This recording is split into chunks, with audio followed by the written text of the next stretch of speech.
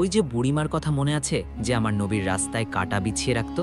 ফজরের স্নিগ্ধ সময়, চারদিক নিস্তব্ধ, মানবতার মুক্তির দূত রহমতের নবী মোহাম্মদ সাল্লাল্লাহু আলাইহি ওয়াসাল্লাম মসজিদের পথে হাঁটছেন। কিন্তু প্রতিদিনের মতো আজও তার পথের মাঝে ছড়িয়ে আছে বিষাক্ত কাঁটা। এক বৃদ্ধা, যিনি অন্ধকার রাতে এসে রাস্তার মাঝে কাঁটা বিছিয়ে রাখতেন, শুধু কষ্ট দেওয়ার জন্য। প্রথম দিন নবীজি বুঝতে পারেননি, তার পায়ের তলা রক্তাক্ত হয়ে যায়। বলা হয় তিনি নিজের পা থেকে একের পর এক বহু কাঁটা বের করেছিলেন। তবুও তার মুখে ছিল না কোনো অভিযোগ, ছিল না অভিশাপ, ছিল শুধু ধৈর্য।